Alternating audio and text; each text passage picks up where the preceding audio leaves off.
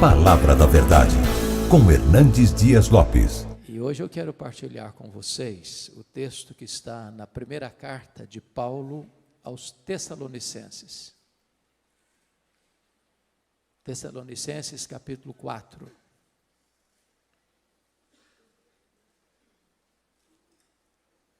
Dos versos 13 ao verso 18.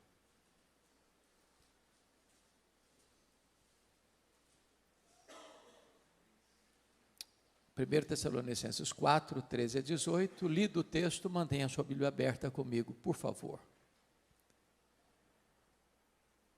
Não queremos, porém, irmãos, que sejais ignorantes com respeito aos que dormem, para não vos entristecerdes como os demais que não têm esperança.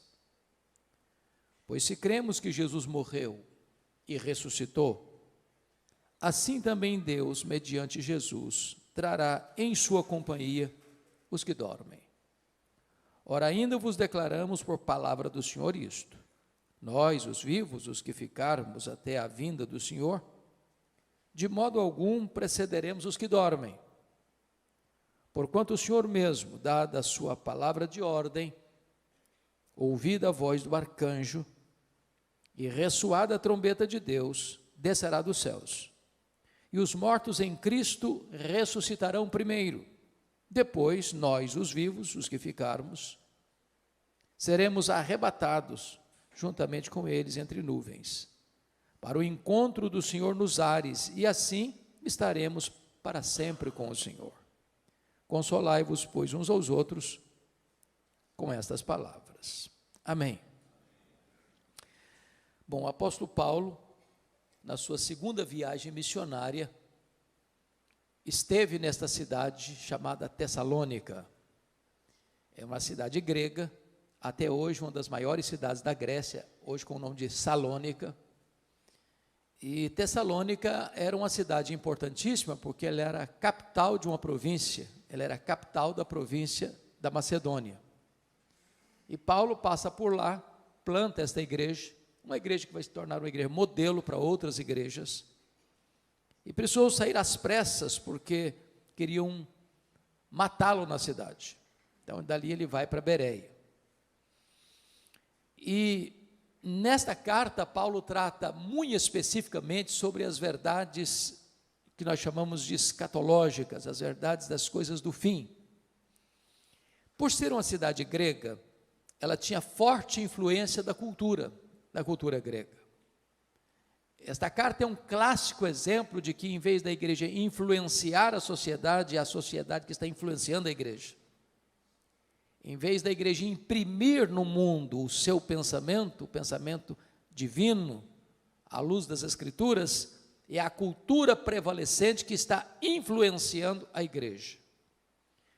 Qual era o pensamento básico, pilar dos gregos? Era o chamado dualismo. Os gregos criam nisso. O que era o dualismo? Dualismo era a ideia de que a matéria que você toca, que você vê, que você apalpa, era essencialmente má. O espírito invisível, imaterial, espiritual, era essencialmente bom. Em virtude disso, os gregos não acreditavam em três coisas. Eles não acreditavam na criação. Para os gregos, a criação era uma emanação divina, não direta, porque se a matéria era má, um Deus sendo bom não pode criar algo mau. Então a criação veio a ser as últimas emanações da divindade, que já não tinha mais conexão com a divindade, porque na cabeça dos gregos a matéria era má. Então eles não acreditavam na criação. Claro, eles não acreditavam na encarnação, que para eles Jesus não podia ser Deus e homem ao mesmo tempo, porque já tinha um corpo material, e se para eles a matéria era má, ele não podia ser essencialmente bom. Se ele não podia ser essencialmente bom, ele não podia ser Deus. Então negavam também a divindade de Cristo, a encarnação de Cristo. Mas, finalmente, os gregos negavam a ressurreição. Na cabeça dos gregos, quando alguém morria, a morte era aplaudida por eles, porque na cabeça deles, a alma imaterial estava presa num cárcere, numa masmorra chamada corpo. Então, quando alguém morria, na cabeça dos gregos, aquela alma que estava prisioneira no cárcere chamado corpo, era liberta.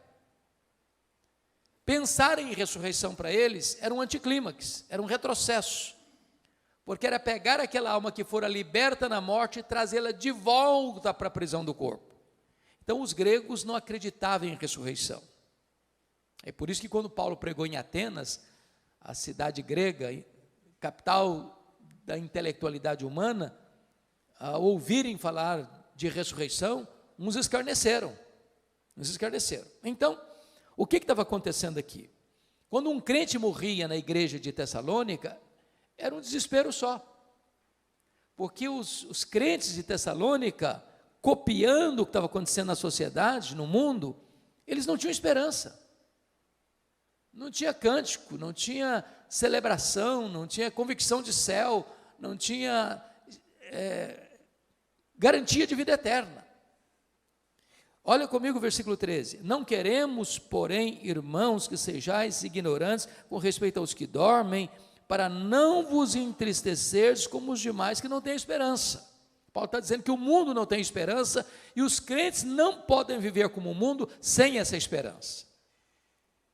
Agora, o que ele está querendo dizer aqui com os que dormem? Com respeito aos que dormem, para não vos entristecer como os demais que não têm esperança.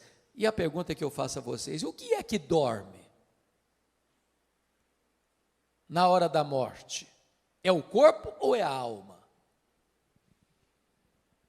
O que é que dorme? E a resposta insofismável, categórica é o corpo que dorme. A alma não dorme.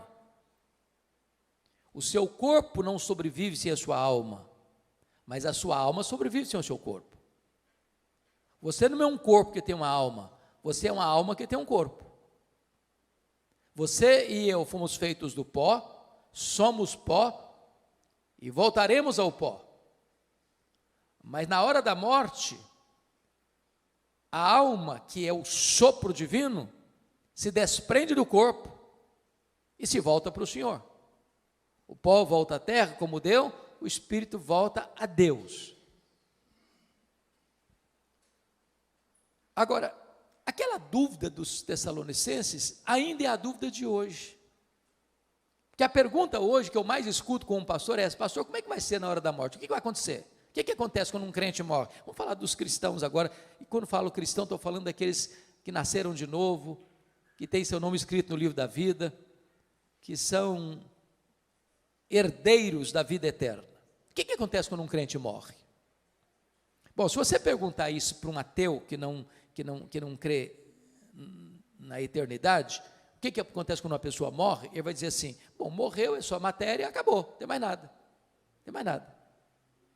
Se você fizesse a pergunta para um defensor do romanismo, da doutrina romana, ele vai dizer: gente, a pessoa não era tão má para ir direto para o inferno, não era tão boa para ir direto para o céu, morreu, vai para o purgatório.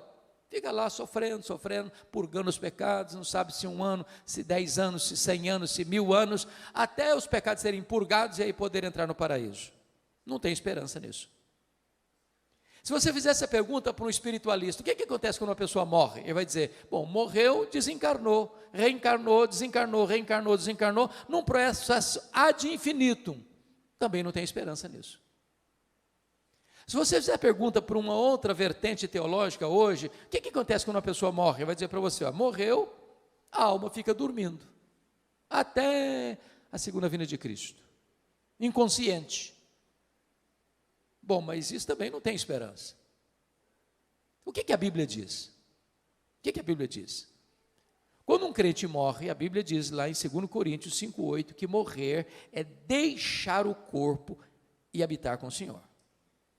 E o Senhor não está na sepultura dormindo. O que a Bíblia diz? Filipenses 1,23 diz que morrer é partir para estar com Cristo, o que é incomparavelmente melhor. E Cristo não está na sepultura. Cristo está sentado no trono. Ele está no céu, de onde intercede por nós. É por isso que Paulo diz: morrer para mim é lucro. Por exemplo, quando Jesus disse àquele ladrão que se arrependeu, na última hora, na 10ª hora, à sua direita, o que Jesus disse para ele? Em verdade te digo que hoje mesmo estarás comigo no paraíso. Bom, Jesus morreu naquele dia, seu corpo foi sepultado, e a sepultura não é o paraíso. Isso porque Jesus, antes de morrer, disse: Pai, nas tuas mãos entrego o meu espírito. Então, o problema dos tessalonicenses é que eles estavam vivendo sem esperança, influenciados pela filosofia e pela cultura dos gregos, deixando de experimentar e usufruir as verdades consoladoras das Escrituras. Mas uma pergunta que é muito comum fazer, e eu acho que todo pastor que está aqui já escutou isso tantas vezes: pastor, como é que vai ser lá no céu? Já que partir é para estar com Cristo, que é incomparavelmente melhor. Como é que vai ser lá? Nós vamos nos conhecer lá no céu?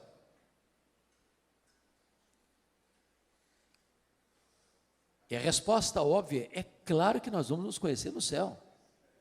É claro. O céu não é retrocesso, o céu é glorificação. Então preste atenção nisso.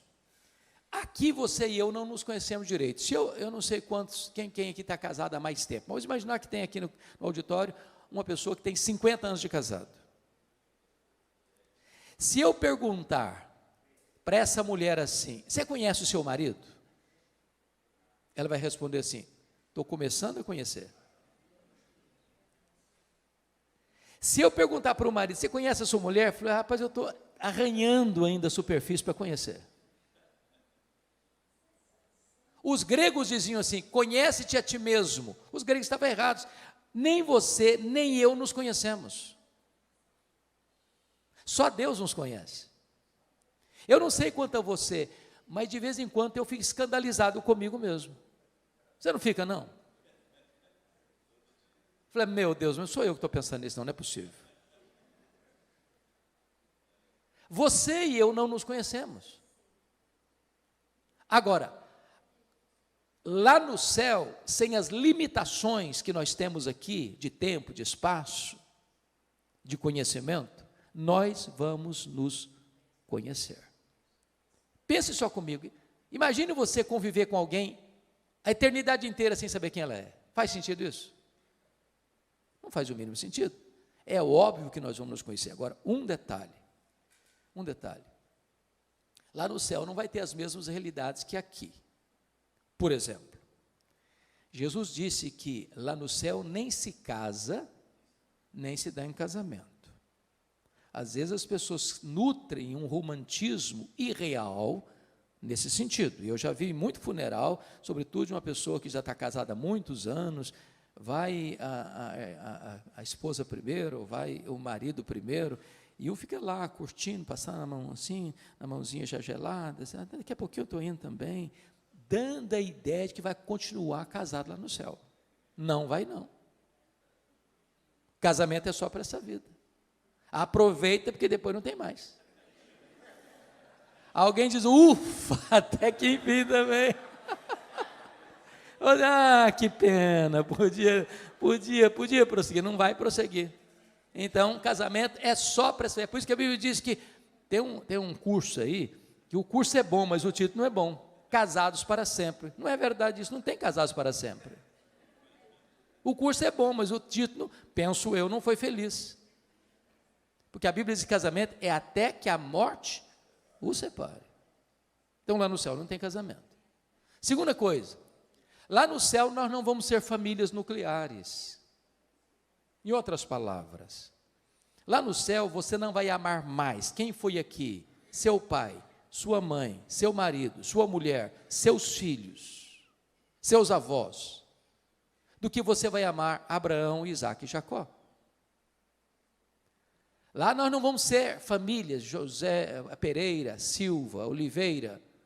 Não, lá nós vamos ser uma única família, lavada no sangue do Cordeiro. Agora, Paulo não diz o seguinte: nós não estamos aqui especulando. Não é uma questão de especulação. Olha comigo o versículo de número 15, quando ele diz: e sabeis também vós, não, desculpa, o vento bateu aqui, mudou minha página, 4:15. Ora, ainda vos declaramos por palavra do Senhor isto, não é especulação, não é uma teoria, não é uma opinião de um teólogo, é revelação de Deus. Isso é o que Deus revelou. Então, a grande pergunta aqui, meus amados, é: onde está a nossa garantia dessa esperança? Qual é a base da nossa esperança? E o apóstolo Paulo vai responder nesse texto, no verso 16, é a parousia. Ora ainda, versículo 16, porque o Senhor, porquanto o Senhor mesmo, dada a sua palavra de ordem, ouvida a voz do arcanjo, e ressoada a trombeta de Deus, descerá dos céus. Então você e eu cremos que Jesus vai voltar. Esse é o pináculo da nossa fé. Esse é a acrópole da nossa esperança. Esse é o ponto culminante da nossa convicção. É a consumação da nossa salvação. Porque notem bem, nós já fomos salvos, nós estamos sendo salvos e nós seremos salvos. Com respeito à justificação, nós já fomos salvos. Com respeito à santificação, nós estamos sendo salvos. Mas com respeito à glorificação, nós seremos salvos. Essa é a nossa convicção. Jesus vai voltar. Ele vai voltar. E não tem corte humana, por mais egrégia que ela seja, que possa cancelar essa agenda. Essa agenda não está estabelecida na terra, nem pelos homens, ela está estabelecida no céu, pelo próprio Deus. Ele vai voltar. E a pergunta é: como ele vai voltar? Primeiro, ele vai voltar pessoalmente. Está lá em Atos 1, versículos 9 a 11, que quando ele está subindo entre nuvens, 2 anjos descem, e os discípulos perguntam, e eles perguntam para os discípulos, estão olhando: varões galileus, por que estáis olhando para as alturas? Esse mesmo Jesus que vi subir, do mesmo modo, descerá. Ele não vai enviar um embaixador, não será Gabriel, não será Miguel, não será um arcanjo, não será um querubim. Ele mesmo voltará pessoalmente. Segundo, como ele voltará? Ele voltará visivelmente. Lá em Apocalipse 1,7 diz que todo olho o verá, até aqueles que o traspassaram. O que significa isso? Até aqueles que o traspassaram. Lá em João 5, 28 e 29 diz que todos os mortos, quando ele voltar, ouviram a sua voz e sairão dos túmulos, uns para a ressurreição da vida, outros para a ressurreição do juízo. Aqueles que cuspiram em Jesus, aqueles que esbordoaram a cabeça de Jesus, aqueles que crucificaram Jesus, aqueles que zombaram de Jesus, vão ter que ressuscitar quando ele voltar, e vão ter que ver Jesus na sua glória, na sua vinda. Vai ser o evento mais público da história, não importa o fuso horário. Agora é exatamente 10 horas e 6 minutos no Brasil, exatamente agora são 10 horas e 6 minutos da noite, lá no Japão. Não importa se de dia, se de noite ou se à tarde. E Jesus, quando disse isso, estava exatamente trabalhando a questão dos fusos horários, porque se Jesus volta de noite para nós, ele volta de dia lá para a Ásia. Se ele volta de dia lá para a Ásia, ele volta de noite para o Brasil. Não importa onde a pessoa esteja, em que fuso ela esteja, todo olho o verá. Vai ser o evento mais público da história. Mas em terceiro lugar, como ele voltará? Ele voltará audivelmente, porque o versículo 16 nos informa que, ouvida a voz do arcanjo, ressoada a trombeta de Deus, ele descerá dos céus. Ou seja, vai ser com o maior alarido da história. Não tem um arrebatamento secreto que ninguém viu, ninguém percebeu. Não, é público, é visível, é audível. Não haverá caverna tão profunda, não haverá deserto tão inóspito, não haverá montanhas tão geladas, onde as pessoas estejam que não ouçam o ruído, o alarido, a publicidade desse som, quando Jesus voltar para buscar a sua noiva, a sua igreja. como Jesus voltará. Quarto lugar, ele voltará repentinamente. Diz no sermão profético de Jesus que vai ser como um relâmpago que risca os céus do Oriente ao Ocidente. Quando está chovendo muito, está dando uma tempestade, você vê relâmpagos e você escuta trovões. Qual que acontece primeiro? O relâmpago ou o trovão? Ambos ao mesmo tempo. Você vê o relâmpago primeiro, porque a velocidade da luz é maior do que a velocidade do som. Então, um relâmpago ele risca os céus num átimo de tempo. Vai ser com essa rapidez. Paulo, em 1 Coríntios 15, vai comparar como um abrir e fechar de olhos. Quantas vezes você abre e fecha os olhos por dia? Você não sabe. É automático. Aliás, Paulo vai usar uma palavra lá em 1 Coríntios 15, num momento, e a palavra momento no grego é a palavra átomos, de onde vem a palavra portuguesa átomo. Vai ser com esta rapidez, faiscar de uma estrela, o dardejar da cauda de um peixe, ou o abrir e fechar de olhos, que Jesus voltará. Sabe o que significa isso? Não dá para se preparar de última hora. Não dá para encher a botija de azeite na última hora. Ou você está preparado agora, ou você será pego de surpresa. Quinto lugar, como Jesus voltará? Ele voltará não só repentinamente, mas ele voltará também inesperadamente. Vai ser como um ladrão. O ladrão não manda um WhatsApp para você e diz, olha, tal dia, prepara um cafezinho, faça um pãozinho de queijo, que eu estou chegando na sua casa. Ele chega de que maneira? De que maneira? Inesperadamente. Você não está aguardando, você não está esperando, e ele chega. Sabe o que significa isso? A volta do Senhor Jesus não será um dia óbvio. Todos aqueles, irmãos, que marcaram a segunda vinda de Cristo, desculpem da expressão bem brasileira, quebraram a cara. Se frustraram. Porque a agenda não está na terra. É da economia da soberania do Deus Pai. Então preste bem atenção nisso. O que a Bíblia diz que se o chefe de família soubesse que horas que o ladrão chegaria, ele se prepararia e não permitiria que ele entrasse. Vai ser assim. Vai ser um dia comum.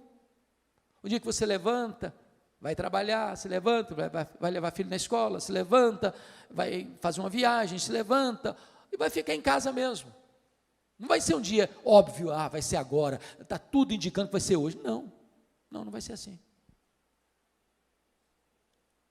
Penúltimo lugar, como Jesus voltará?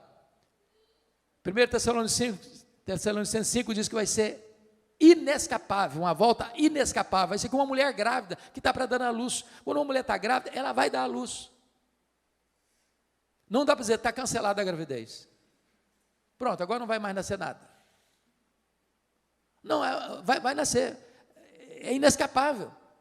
Em outras palavras, não tem nenhuma autoridade na terra, por mais poderosa que ela seja, pode dizer, Jesus não voltará. Não, é inescapável, ele voltará sim. E ele voltará como o Rei dos Reis, como o Senhor dos Senhores, como o Juiz de vivos e de mortos. Ele voltará para estar assentado no trono e julgar as nações. Finalmente, como ele voltará? Ele voltará vitoriosamente. Ele voltará para matar o anticristo com o sopro da sua boca. Ele voltará para lançar no lago do fogo o anticristo e o falso profeta. Ele voltará para jogar o diabo no lago do fogo, para ser atormentado para toda a eternidade. Ele voltará para lançar no lago do fogo o inferno e a morte. Ele voltará para lançar no lago do fogo todos aqueles cujos nomes não foram encontrados no livro da vida. Ele voltará para colocar todos os inimigos debaixo dos seus pés. Ele voltará para reinar com a sua igreja para sempre e sempre e sempre. É uma vinda vitoriosa. Isso é um pilar da nossa esperança. Jesus voltará. E é curioso que Paulo diz assim, preste bem atenção nisso. Versículo 15. Ora, ainda vos declaramos por palavra do Senhor isso, nós os vivos, os que ficarmos até a vinda do Senhor. Paulo era o maior teólogo e é ainda considerado o maior teólogo da história do cristianismo. Mas ele esperava a segunda vinda de Cristo para os seus dias. Há muitas pessoas que hoje, do alto da sua sapiência teológica, dizem, não, esquece, vai demorar mais de 500 anos ainda, vai demorar mais de 1000 anos ainda. Nenhum de nós tem essa autoridade para dizer isso. Aliás, nós deveríamos estar na ponta dos pés, na linguagem de Pedro, na segunda carta, capítulo 3, aguardando e apressando o dia da vinda do Senhor, e dizendo, Maranata, ora vem, Senhor Jesus. Mas se nós temos a revelação como primeiro pilar da nossa esperança, se nós temos a parousia, a segunda vinda como segundo pilar da nossa esperança, em terceiro lugar, nós temos a ressurreição como terceiro pilar da nossa esperança. Compare aí o versículo 16 na parte B, onde ele diz, e ressoada a trombeta de Deus, descerá dos céus, e os mortos em Cristo ressuscitarão primeiro. A grande pergunta é, primeiro em relação a quem? Porque é uma vertente teológica que diz que ressuscitarão primeiro em relação aos outros mortos não crentes, mas não é isso que Paulo está tratando, não é disso que ele está falando. Ressuscitarão primeiro em relação aos que estiverem vivos, porque segue o texto, depois nós os vivos, os que ficarmos. Então preste bem atenção aqui numa coisa importante. Quando um crente morre, estou falando crente salvo, não é crente nominal, não deveria existir desespero, porque quando um crente morre, ele já começa imediatamente, está lá em Hebreus 12, que o espírito é aperfeiçoado para entrar na glória. Já imediatamente ele começa a desfrutar do céu, conscientemente, não fica dormindo, não fica num limbo, já começa a reinar com Cristo, conforme Apocalipse 20. Quando Jesus voltar, cronologicamente falando, aqueles que já estão lá com ele no céu, cujo corpo está na sepultura, dormindo, me dão nota de rodapé, abra um parênteses, eu fecho depois. Por que usa a metáfora dormindo, ou dormir no Senhor? Por que essa metáfora? Porque esse eufemismo é uma figura de linguagem para amenizar uma coisa. Em vez de você dizer assim, o cara morreu, aí você diz, ele dormiu no Senhor. Por duas razões. Porque quem dorme está fazendo o quê? Está descansando. Você dorme porque você precisa descansar. Apocalipse 14, 13 diz, bem-aventurados aqueles que desde agora morrem no Senhor, para que descansem das suas fadigas. Segunda razão porque usa a figura do dormir, porque quem dormiu vai acordar, se não acordou, não dormiu, morreu. Significa o quê? Que a morte, ela tem prazo de validade. Vai chegar um momento que a morte vai ser interrompida pela ressurreição.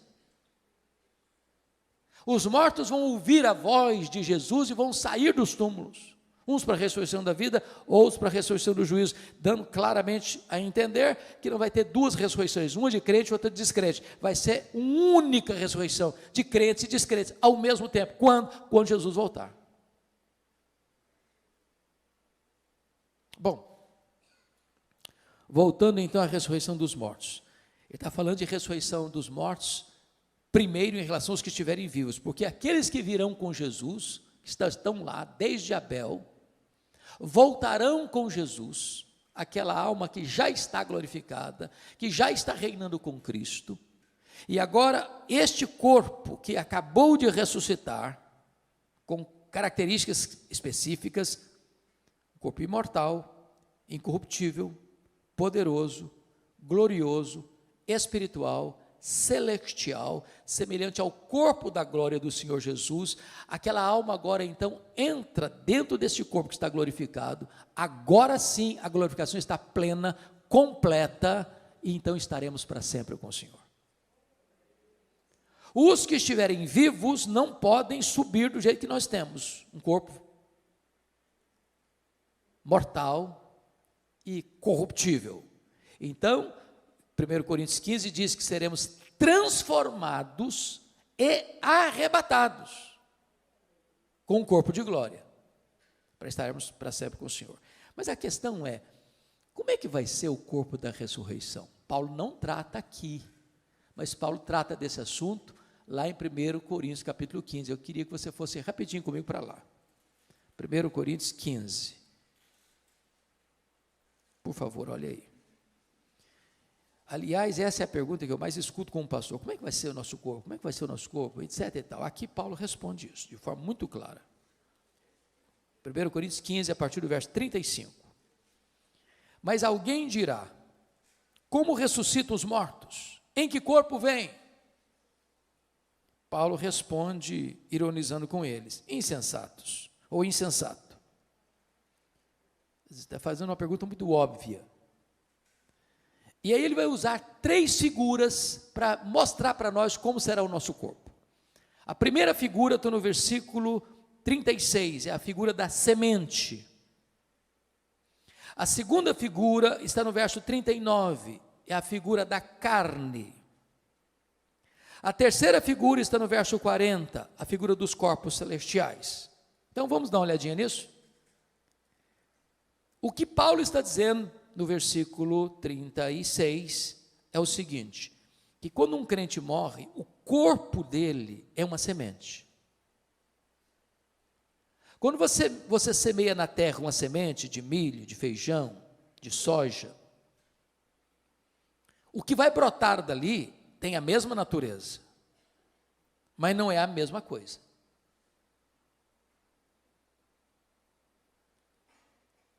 Então, ele vai explicar isso melhor a partir do verso 42. Ele diz assim: semeia-se corpo na corrupção, ressuscita-se na incorrupção. O que é isso? Esse corpo seu e meu aqui, ele nasce, cresce, envelhece e morre. Às vezes a pessoa morre no processo, né? Morre na infância, morre na juventude, morre na fase adulta. Mas ele tem um prazo de validade. Esse corpo nosso aqui fica velho, cansado, senil, caquético e morre. Esse corpo aqui tem fraquezas que vão se avolumando.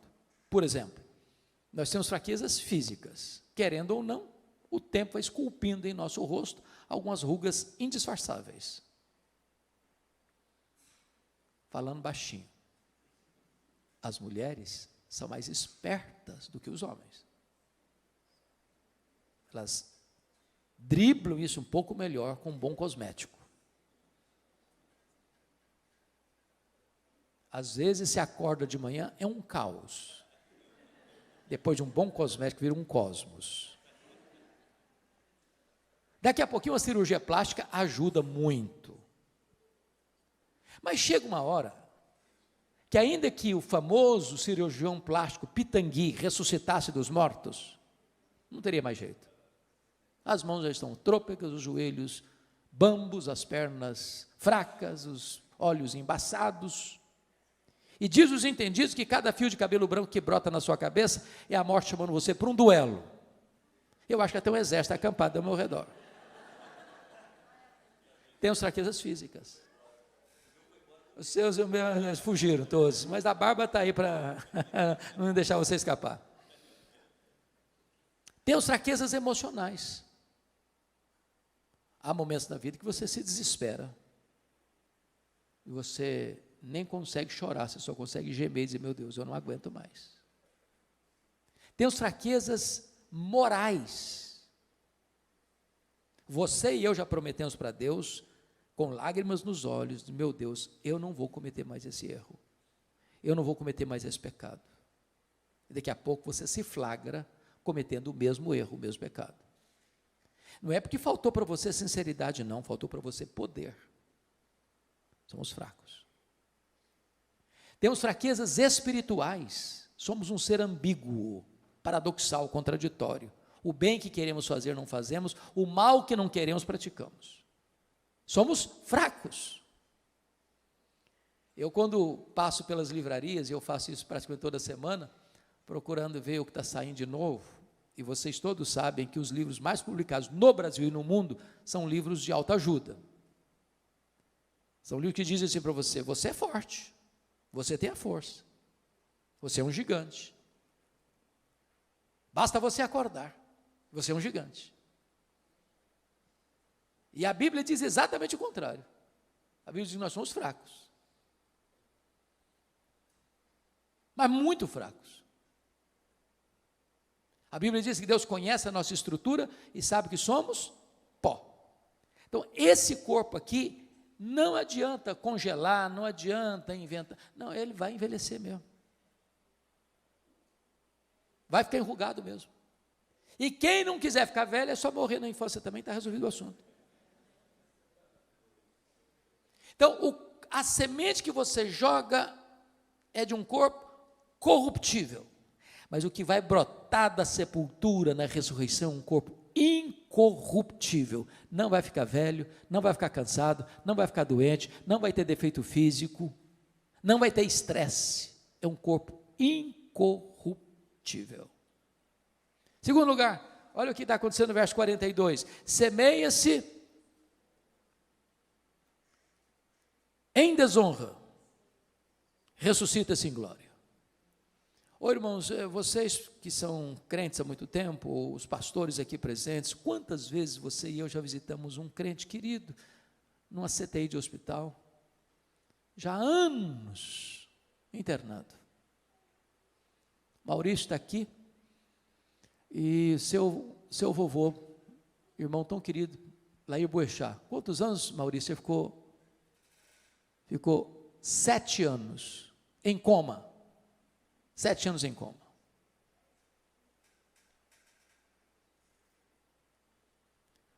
Muitas vezes eu já visitei ovelhas e irmãos fora do círculo da igreja local, que o corpo já estava caquético, encolhido, pele e osso, desonrado pela dor, desonrado pela doença, desonrado pelos remédios tão pesados. Quando você joga aquele corpo na sepultura, ele está desonrado pela fraqueza, pela doença. Mas o que vai brotar daí é um corpo glorioso, glorioso. E Daniel, capítulo 12, diz que vai brilhar como sol no seu fulgor. Louvado seja o Senhor. Então fique tranquilo, você vai ter um corpo perfeito. O corpo da ressurreição não vai brigar nem com o espelho, nem com a balança.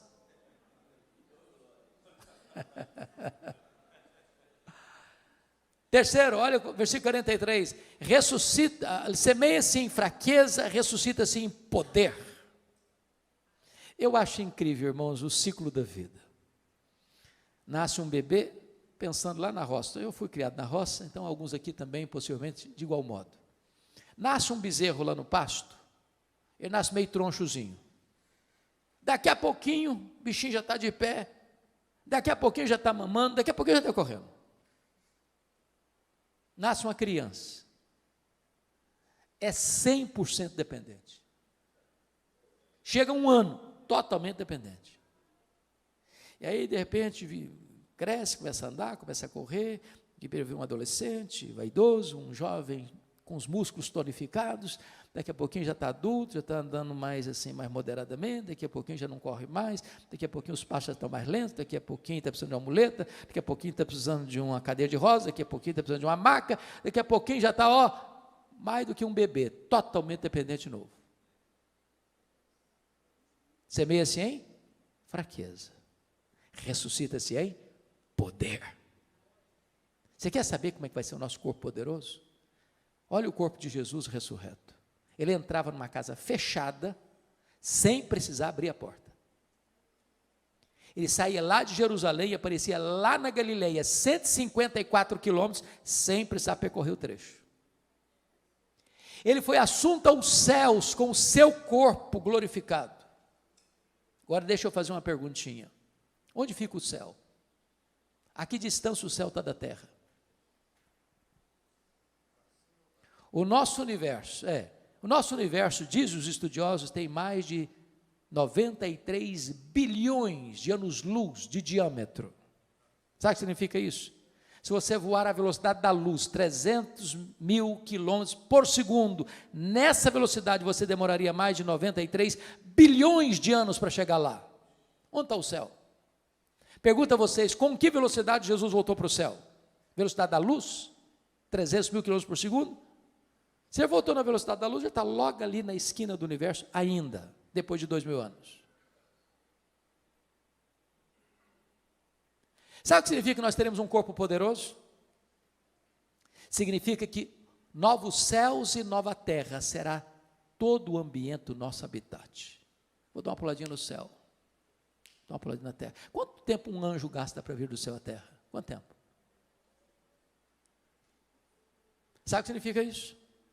Nós não estaremos como os anjos, como o corpo ressurreto de Jesus, sujeito às mesmas leis que nos governam agora. É por isso que o hino diz, nem metade da glória celeste jamais se contou ao mortal. Mas vamos à segunda imagem, à segunda figura? Como é que vai ser o nosso corpo? Confira aí comigo agora o versículo 39. Nem toda a carne é a mesma, porém uma é a carne dos homens, outra é a carne dos animais, a outra a carne das aves, a outra a carne dos peixes. Uai, Paulo, eu não estou te entendendo agora. Será que Paulo está dizendo aqui que também os animais, as aves e os peixes vão ressuscitar? É disso que ele está tratando?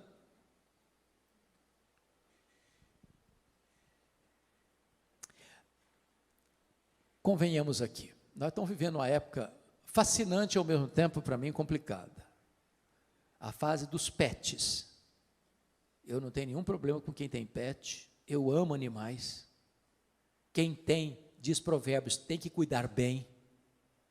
Mas eu acho que a nossa geração está confundindo um pouquinho, está passando um pouquinho dos limites. Você acredita que tem gente que dorme com um cachorrinho na cama, debaixo do mesmo cobertor, abraçadinho?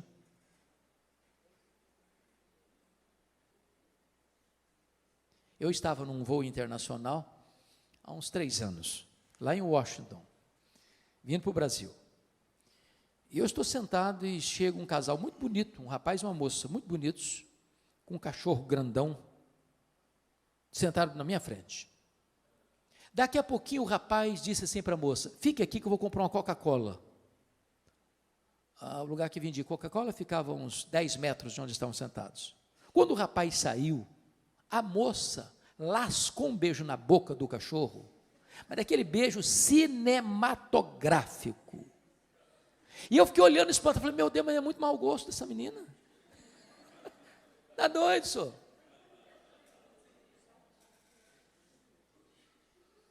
Há poucos dias uma irmã me liga, uma irmã da igreja. Falou, pastor, eu estou ligando para o senhor porque eu queria saber se a minha cachorrinha vai para o céu. E eu fiquei meio zonzo com a pergunta, pensando em elaborar uma resposta. Antes de eu dar a resposta, ela disse assim, porque se a minha cachorrinha não for, eu também não quero ir. Falei, é o problema da senhora, eu não vou entrar em briga de família não, o que é isso? Eu tenho um colega, pastor presbiteriano, calvinista, reformado, que foi fazer um casamento de uma ovelha dele, e ele não está sabendo de nada, o coitado, pego de surpresa. Na hora das alianças, sabe quem levou a aliança ao altar? A cachorrinha da família. Mas está demais, está não? Ô gente, eu sinto muito, mas informar isso. Deus criou 3 tipos de seres: os anjos, os homens e os animais. Voláteis, terrestres e aquáticos. Os anjos são espírito e não têm corpo. Eles não morrem. Os homens têm corpo e espírito. Morre o corpo, o espírito volta para Deus. Os animais, voláteis, terrestres e aquáticos, têm corpo e não têm espírito. Morreu, acabou. Jesus não foi para a cruz para redimir cachorro, peixe e papagaio.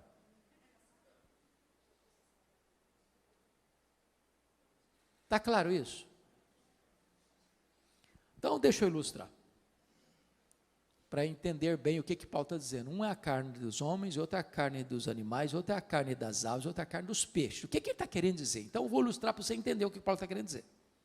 Imagine você que numa família que vai se perpetuar, essa família tem um cachorrinho de estimação, essa família tem um papagaio de estimação, e esta família tem um peixe lá no aquário de estimação, certo?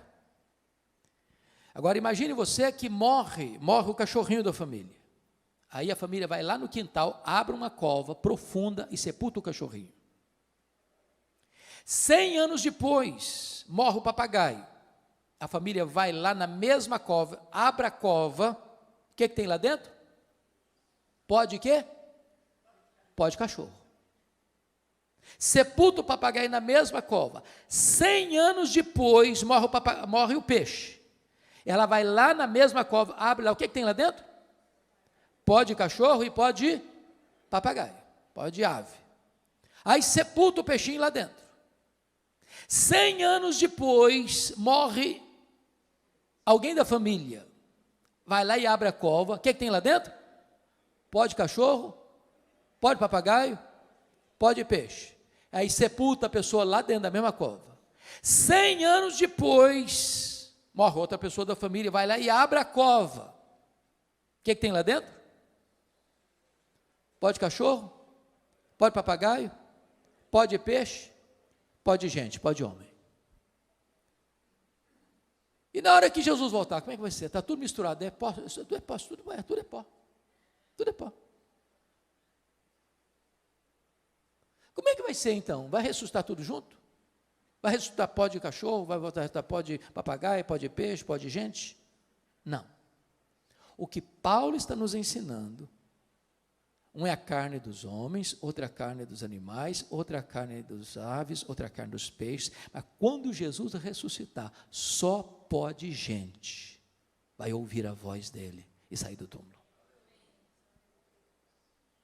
Pastor, como é que fica esse negócio de cremar? Vai comprometer a ressurreição? Eu pergunto a vocês, o que aconteceu nas Torres Gêmeas do dia 11 de setembro de 2001? 3.000 graus centígrados, viraram pó. O que acontece quando uma pessoa é comida por um monstro marinho que vai soltando partículas do corpo dele para milhares de quilômetros mar adentro? Quando Jesus voltar, todos vão ouvir a sua voz. Não importa se apenas uma partícula de pó, o Senhor que criou o universo sem matéria pré-existente é poderoso para ressuscitar o seu corpo de maneira incorruptível, imortal, poderosa, gloriosa, espiritual e celestial. Mas deixa eu terminar. A última figura que Paulo usa, está aí no versículo 40. Também há corpos celestiais e corpos terrestres. Sem dúvida, uma é a glória dos celestiais e outra dos terrestres. Uma é a glória do sol, outra é a glória da lua, outra é a glória das estrelas, porque até entre estrela e estrela há diferenças de esplendor, pois assim também é a ressurreição dos mortos. O que Paulo está querendo ensinar com aqui? Eu creio, pastor, que ele está falando aqui daquilo que nós chamamos de galardão. Todos vão brilhar, mas nem todos vão brilhar com a mesma intensidade. Uma é a glória do sol, outra é a glória da lua, outra é a glória das estrelas, porque até entre estrela e estrela há diferença de esplendor. Assim também é a ressurreição dos mortos. Está lá em Daniel 12, que quem a muitos conduzir a justiça brilharão como o sol no seu fulgor. Eu acho aqui para nós que tem alguns crentes que vão chegar no céu meio lusco-fusco. Está escrito lá em 1 Coríntios 3, versículos 11 a 15, que ninguém pode lançar outro fundamento além daquele que já foi posto, o qual é Cristo Jesus. E eu, como prudente construtor, edifiquei sobre o fundamento. Agora, quando se edifica sobre o fundamento, você tem que escolher o material. Tem gente que escolhe material nobre, como ouro, prata e pedras preciosas. Outro vai construir com material perecível, como madeira, palha e feno. O fogo provará a obra de cada um. Se a obra de cada um provada pelo fogo permanecer, esse receberá galardão. Mas se a obra de alguém que construiu sobre o fundamento com material perecível e vai ser consumido pelo fogo, esse vai ser salvo, como que através do fogo mas não receberá galardão. Tem crente que vai entrar no céu com cheiro de fumaça.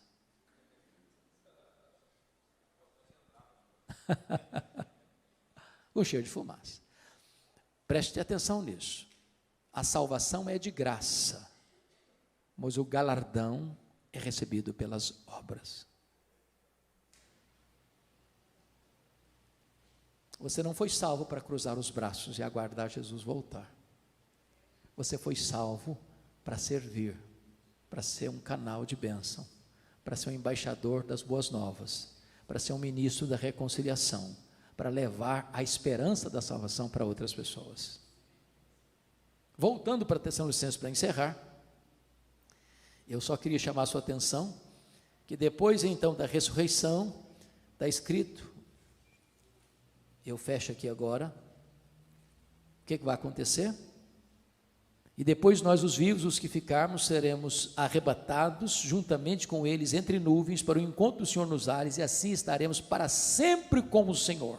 Então, revelação, parousia, ressurreição, reunião. E ele termina dizendo: consolai-vos, pois, uns aos outros, com essas palavras. Ele começa com uma igreja triste, sem esperança, por não conhecer a verdade, e ele termina com consolo, dizendo: agora vocês que foram instruídos na verdade, sejam agentes de consolo para as outras pessoas.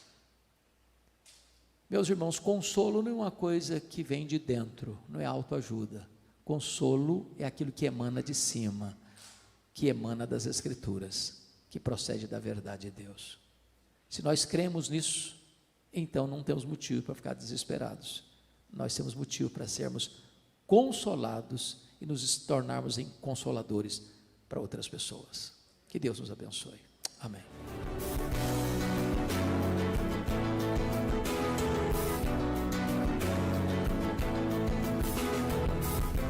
Palavra da Verdade, com Hernandes Dias Lopes.